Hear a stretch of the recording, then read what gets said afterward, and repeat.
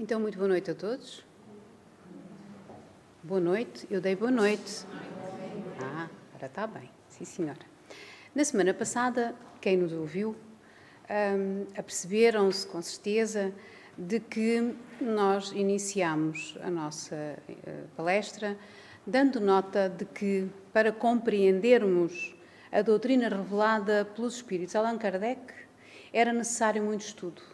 E hoje vamos continuar a reforçar este pensamento, porque é um facto que nos recomendam, para podermos evoluir espiritualmente, recomendam-nos, e nós que frequentamos esta casa, a leitura das obras básicas, também chamadas, e eu estou a ver aqui muitas caras da semana passada, se alguém memorizou, que se chama também Pentateuco Kardeciano, e eu vou repetir todas as palestras, até em todas as palestras vou repetir isto, porque realmente estou a ver que muita gente ainda não memorizou. Então, já sabemos que nos recomendam a leitura das obras básicas do Espiritismo, conhecidas pelo Pentateuco Kardeciano. O Espiritismo cristão está codificado nestas 5 obras fundamentais, a saber, o Livro dos Espíritos, o Livro dos Médiuns, eles são todos ali, não estão é por ordem, o Evangelho do Espiritismo, o Céu e o Inferno e a Gênese, que todos trazem elucidações, esclarecimentos sobre as diversas questões na ótica espírita. O irmão Fernando iria ficar feliz porque, afinal, já temos aqui quórum. Já toda a gente sabe quais são as obras básicas do Espiritismo. Ora bem, então, continuamos dizendo que entre as 5 obras fundamentais compiladas por Allan Kardec, o Evangelho segundo o Espiritismo é o que dá o maior enfoque a questões éticas e comportamentais do ser humano. O Evangelho segundo o Espiritismo oferece a base e o roteiro da religião e contém, como dissemos também na semana passada, as máximas morais de Cristo, a sua concordância com o Espiritismo e a sua aplicação nas diversas situações da vida. Hoje vamos falar um pouco do capítulo 14º e não 9º, como a nossa irmã Filó disse há pouco. Está ali uma menina que anda na escola primária e viu que aquilo ali não era o 9, mas sim o 14, não é? Numeração romana. Ainda não deste, está bem. Então, que é: honrai vosso pai e vossa mãe. Em Marcos 10, 19, Lucas 18, 20, Mateus 19, 19. Sabes os mandamentos: não cometais adultério, não mates, não furtes, não dês falso testemunho, não cometeis fraudes, honra teu pai e tua mãe. Honra teu pai e tua mãe para teres uma dilatada vida sobre a terra que o Senhor teu Deus te há de dar. Decálogo no Êxodo 20, 12. Decálogo são os 10 mandamentos da lei de Deus entregues a Moisés no alto do Monte Sinai. O mandamento honra teu pai e tua mãe é uma consequência da lei geral da caridade e do amor ao próximo, porque não se pode amar ao próximo sem amar aos pais. Mas o imperativo honra implica um dever a mais para com eles. Esse imperativo é a piedade filial. Nós fomos consultar o dicionário e encontramos: honrar significa conferir honra, distinguir com amizade, com confiança, glorificar, enobrecer, respeitar, obsequiar, tratar alguém com atenções. Então isto quer dizer que, ao amor, nós temos que juntar este imperativo de honra, que é, sem dúvida nenhuma, algo mais do que o amor. O amor é algo que nasce dentro de nós, dentro para fora. Nós temos que amar o próximo como a nós mesmos. E amar o próximo, amaremos também nossos pais, quem tem a felicidade de os ter ainda entre si. Então, dizíamos que o imperativo honra implica um dever a mais para com eles, o da piedade filial. Deus quis demonstrar assim que ao amor é necessário juntar o respeito, a estima, a obediência e condescendência. Esse dever estende-se também, naturalmente, aos irmãos que, também eles, por força das circunstâncias, têm que ocupar o lugar dos pais, cujo mérito é tanto maior quanto o devotamento é para elas obrigatório. Deus pune sempre de maneira rigorosa toda a violação deste mandamento. Nós ouvimos aqui muitas vezes dizer, e é verdade, que Deus não castiga nem permeia. É verdade. As leis do universo, e no caso, a lei de causa e efeito, essa sim é que nos penaliza. A nossa consciência, sabemos que não estivemos bem, então, como a nossa querida irmã Leonor, há uns tempos, numa mensagem muito bonita, ela nos dizia, nessa mensagem, que a vida é uma roda que roda sem cessar. O que hoje fizeres, amanhã irás encontrar. E é verdade. Honrar pai e mãe não é somente respeitá-los, mas também assisti-los nas suas necessidades, proporcionando-lhes o repouso na velhice, cercá-los da solicitude, como eles fizeram por nós na infância. Esta imagem vem muitas vezes o irmão Fernando com ela, mas eu acho-a realmente muito bonita. É sobretudo para com os pais sem recursos que se demonstra a verdadeira piedade filial. Satisfariam a esse mandamento os que julgam fazer muito ao lhes darem o estritamente necessário para que não morram de fome, enquanto eles mesmos de nada se privam, relegando-os aos piores cômodos da casa apenas para não deixá-los na rua e reservando para si mesmo os melhores aposentos, os mais confortáveis. Ainda bem que não o fazem de má vontade, e não os obrigam a comprar caro o que lhes resta viver, descarregando sobre eles o peso do governo da casa. Será então aos pais velhos e fracos que cabe servir a filhos jovens e fortes? Todas estas mensagens são notas, são apontamentos, são pensamentos do nosso querido Allan Kardec no Livro dos Espíritos, que vamos continuar a citar. Ter-lhes-á a mãe vendido o leite que os amamentou?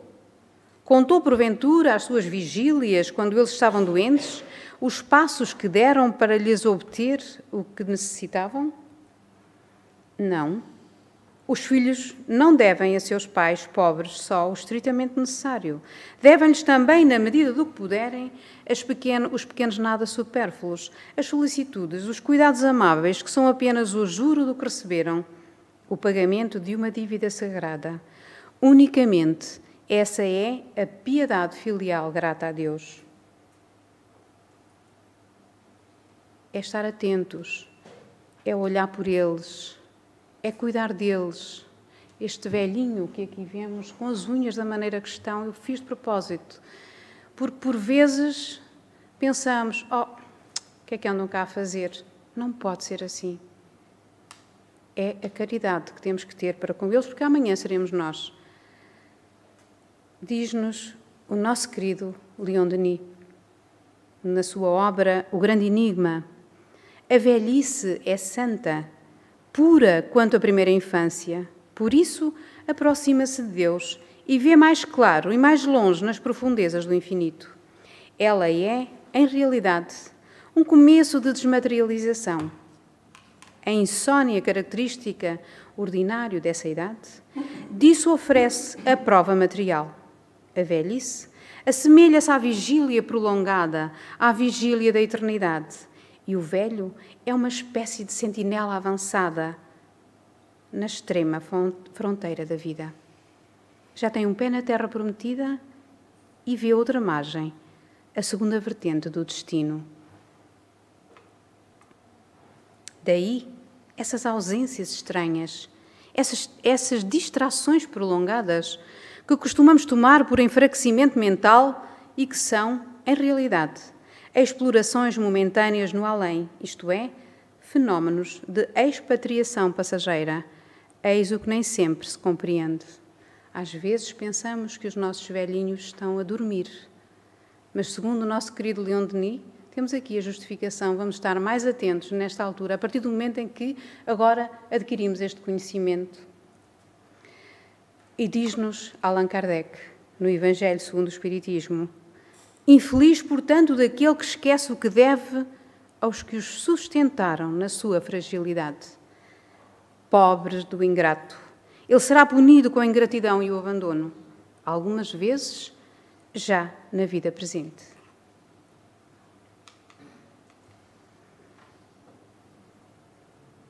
Se a caridade transformou em lei o ato de pagar o mal com o bem, de ser indulgente com as imperfeições alheias, de não maldizer o próximo, de esquecer e perdoar nas ofensas, de amar os inimigos, quanto maior não é a obrigação de assim procederem os filhos em relação aos pais.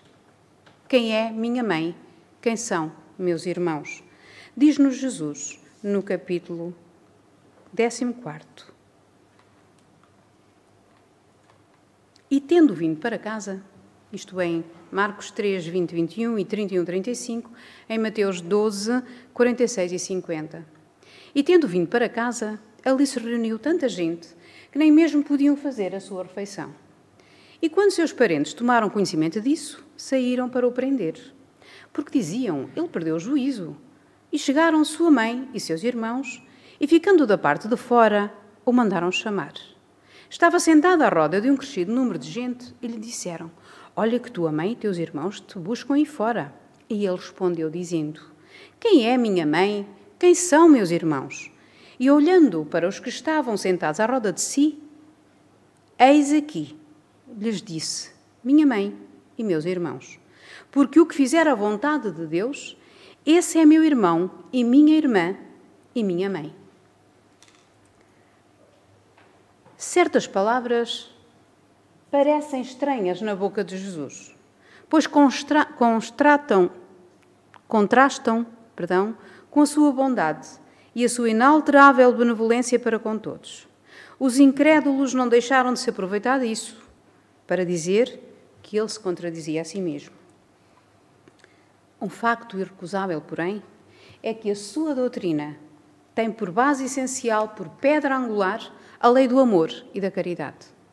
Ele não podia, pois, destruir de um lado o que construía do outro, de onde é imperioso tirar esta consequência rigorosa. Se certas máximas estão em contradição com aquele princípio, é que as palavras que se lhe atribuem foram mal reproduzidas, mal compreendidas ou lhe não pertencem. Admira-se, e com razão, de ver Jesus mostrar nesta circunstância tanta indiferença para com os seus e de qualquer sorte renegar a sua mãe. No que respeita aos seus irmãos, sabe-se que nunca tiveram simpatia por ele. Eram espíritos pouco adiantados, não haviam ainda compreendido a sua missão. Era bizarra para eles a conduta de Jesus e os seus ensinamentos não os havia tocado, pois nenhum deles se fez seu discípulo.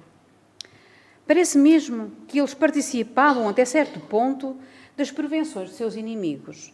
De resto, é certo que o recebiam mais como um estranho do que como um irmão, quando se apresentava na família. E São João diz positivamente que não acreditavam nele, em João 7,5.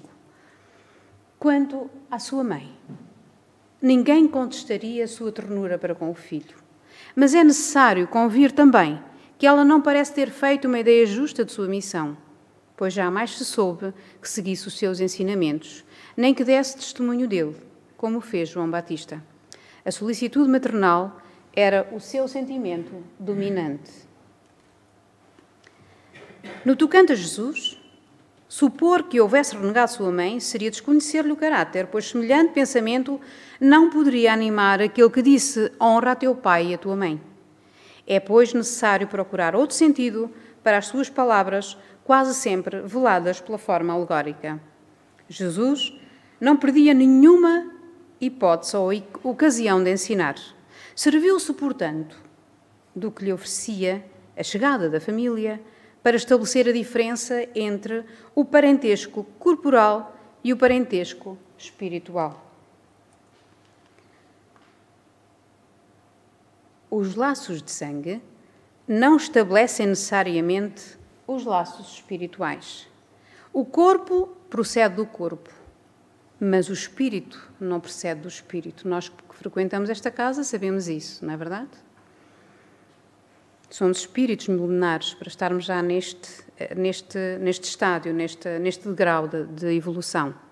Porque este existia antes da formação do corpo.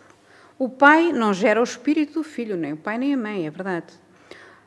Fornece-lhe apenas o envoltório carnal, mas deve ajudar no seu desenvolvimento intelectual e moral para o fazer progredir. Continua Kardec. Os espíritos que se encarnam numa mesma família, sobretudo como parentes próximos, são os mais frequentemente espíritos simpáticos, ligados por relações anteriores que se traduzem pela afeição durante a vida terrena. Mas pode ainda acontecer que esses espíritos sejam completamente estranhos uns para os outros, separados por antipatias igualmente anteriores, que se traduzem também por seu antagonismo na Terra, a fim de lhes servir de prova. Os verdadeiros laços de família não são, portanto, os da consanguinidade, mas os da simpatia e da comunhão de pensamentos, que unem os espíritos durante e após a encarnação, de onde se segue que dois seres nascidos de pais diferentes podem ser mais irmãos pelos espíritos do que se fossem irmãos pelo sangue.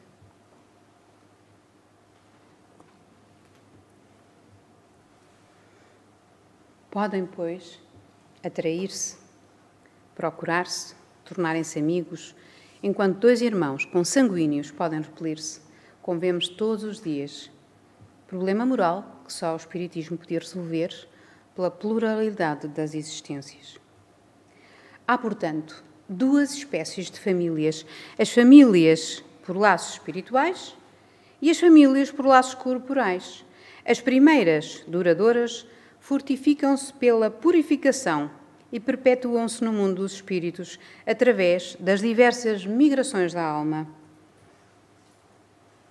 As segundas, frágeis como a própria matéria, extinguem-se com o tempo e quase sempre se dissolvem moralmente desde a vida atual.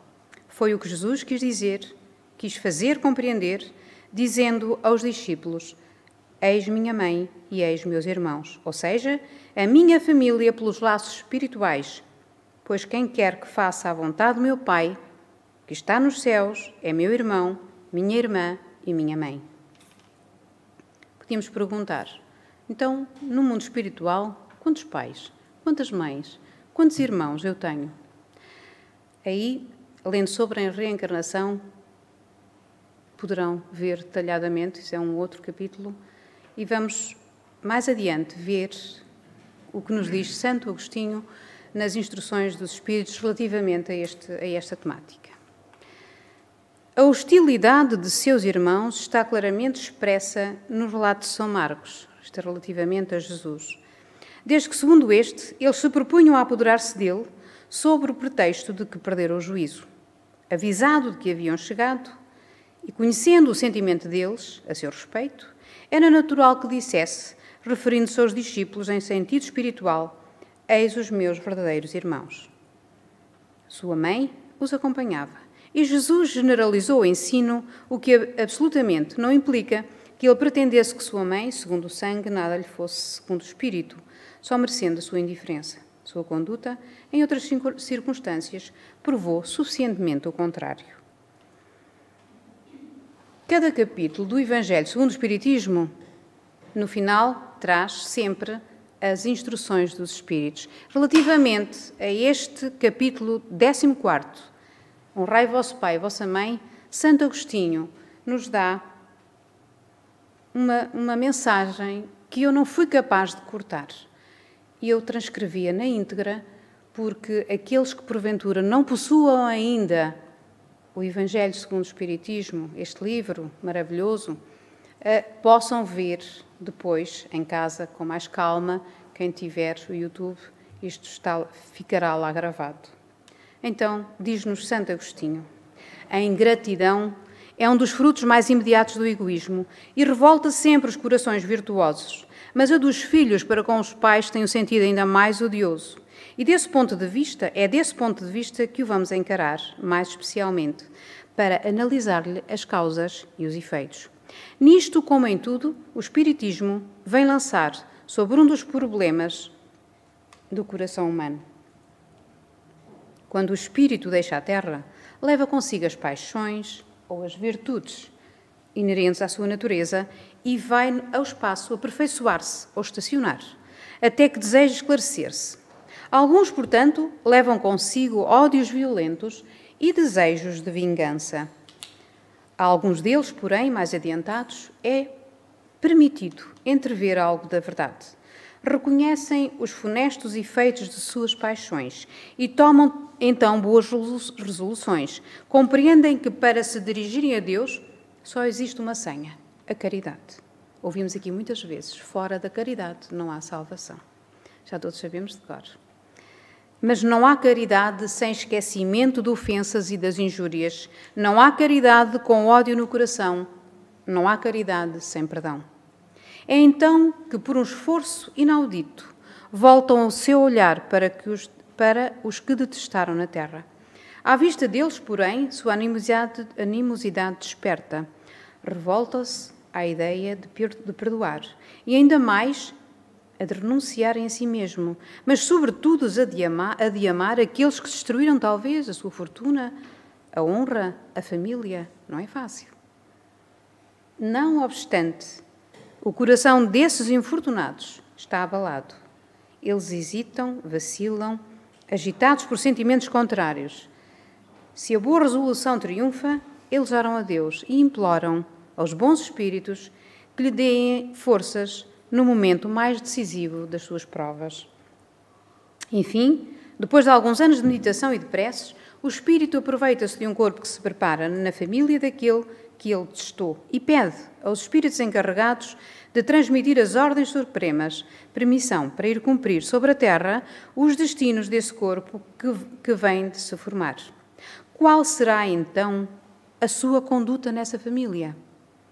Ela dependerá da maior ou da menor persistência nas suas boas resoluções. O contacto incessante dos seres que ele odiou é uma prova terrível, da qual às vezes sucumbe se a vontade não for bastante forte. Assim, segundo a boa ou má resolução que prevalecer, ele será amigo ou inimigo daqueles em cujo meio foi chamado a viver. É assim que se explicam esses ódios, essas repulsas instintivas que se notam em certas crianças e que nenhum facto exterior parece justificar. Nada com efeito nessa existência poderia provocar essa antipatia.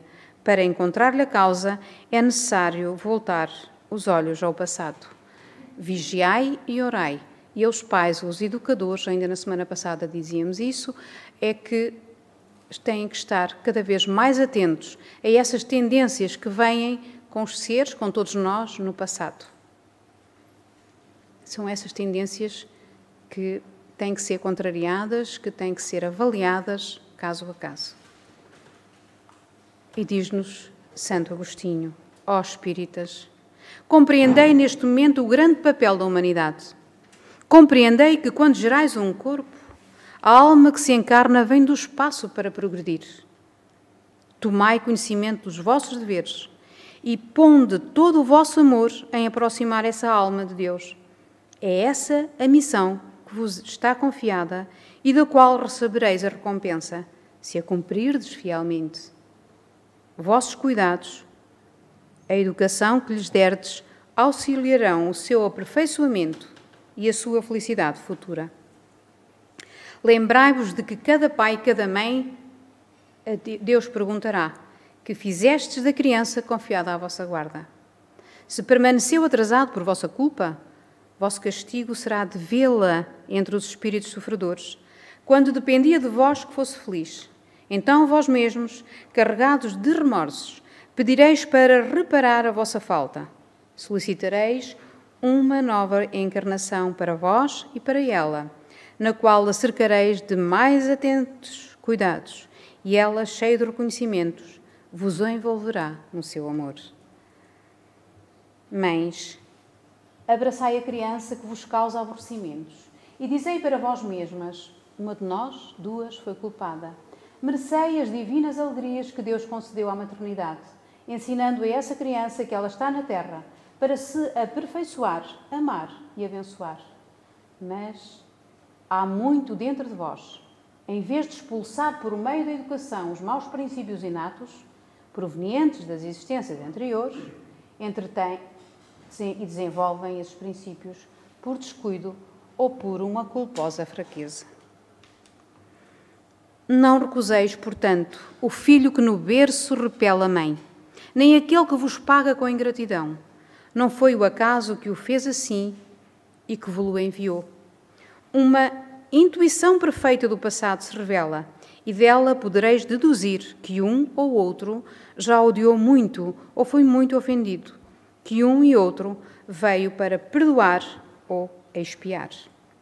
E mais tarde, o vosso coração, ulcerado pela ingratidão dos filhos, será para vós, desde esta vida, o começo da vossa expiação.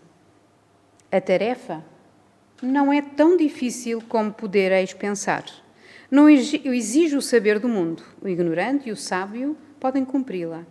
E o Espiritismo vem facilitá-lo ao revelar a causa das imperfeições do coração humano.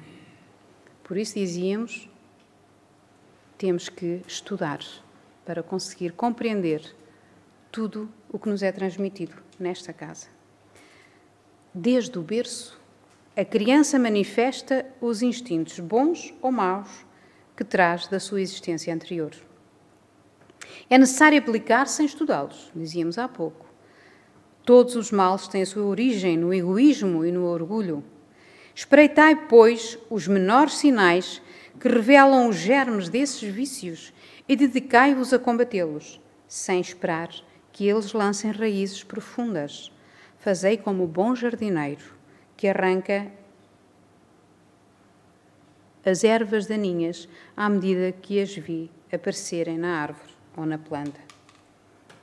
Se deixardes que o egoísmo e o orgulho se desenvolvam, não vos espanteis de serem pagos mais tarde pela ingratidão. Quando os pais tudo fizeram para o adiantamento moral dos filhos, se não conseguem êxito, não têm de que lamentar, a sua consciência pode estar tranquila.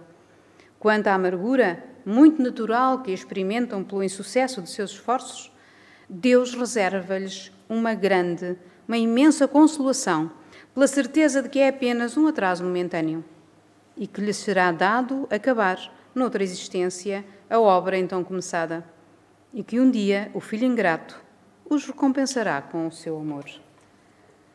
Deus não faz provas superiores às forças daqueles que as pede. Só permite as que podem ser cumpridas. Se isto não se verifica, não é por falta de possibilidades, mas de vontade, pois quantos existem que, em lugar de resistir aos maus arrastamentos, neles se comprazem. É por eles que estão reservados o choro e o ranger de dentes em suas existências posteriores. Admirai, entretanto, a bondade de Deus, que nunca fecha a porta ao arrependimento. Chega um dia em que o culpado está cansado de sofrer, o seu orgulho foi por fim dominado, e é então que Deus abre os braços paternais para o filho pródigo que se lança aos seus pés. As grandes provas, escutai bem, são quase sempre o indício de um fim de sofrimento e de um aperfeiçoamento do espírito, desde que sejam aceitos por amor a Deus. É um momento supremo e é nele, sobretudo, que importa não falir pela murmuração, se não se quiser perder o fruto da prova e ter de recomeçar. Em vez de vos queixardes, agradecei a Deus, que vos oferece a ocasião de vencer para vos dar o prémio da vitória. Então, quando saído do turbilhão do mundo terreno, entrardes no mundo dos espíritos, sereis ali aclamados, como um soldado que saiu vitorioso do centro da refrega. De todas as provas, as mais penosas são as que afetam o coração. Aquele que suporta com coragem a miséria das privações materiais, sucumbe no peso das amarguras domésticas, esmagados pela ingratidão dos seus. Oh, é essa uma pungente angústia. Mas o que pode, nessas circunstâncias, reerguer a coragem moral, senão o conhecimento das causas do mal, com a certeza de que se há longas dilacerações, não há desesperos eternos, porque Deus não pode querer que a sua criatura sofra para sempre.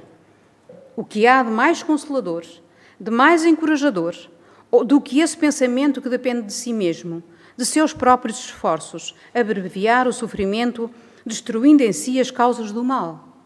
Mas para isso é necessário não reter o olhar na terra e não ver apenas uma existência. É necessário elevar-se, pairar no infinito do passado e do futuro.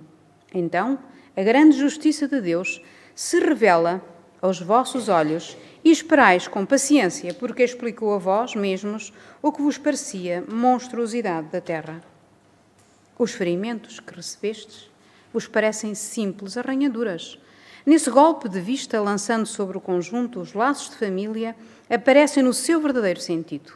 Não mais os laços frágeis da matéria, que ligam os seus membros, mas os laços duráveis do espírito, que se perpetuam e se consolidam ao se depurarem, em vez de se quebrarem com a reencarnação. Os espíritos, cuja similitude de gostos, identidade do progresso moral e da afeição, levam a reunir-se, formam famílias.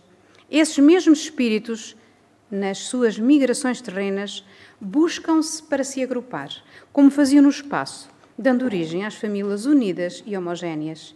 E se nas suas peregrinações ficam momentaneamente separados, mais tarde se reencontram, felizes, por seus novos progressos. E quase a terminar, ainda nos diz Santo Agostinho: mas como não devem trabalhar somente para si mesmos, Deus permite que espíritos menos adiantados venham a encarnar-se entre eles, a fim de aurirem conselhos e bons exemplos, no interesse do seu próprio progresso. Eles causam, por vezes, perturbações no meio, mas é lá que está a prova. Lá que se encontra a tarefa. Recebei-os, pois, como irmãos, ajudai-os e, mais tarde, no mundo dos espíritos, a família se felicitará por haver salvo do naufrágio os que, por sua vez, poderão salvar outros.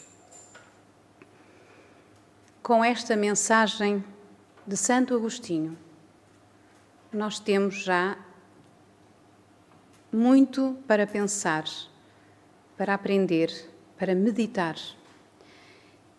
Que possamos pedir a Jesus que Ele nos abençoe, que nos ilumine, para todos um dia podermos ser espíritos perfeitos.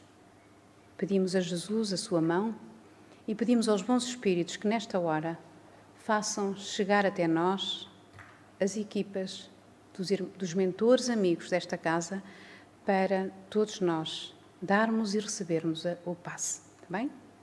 Que assim seja.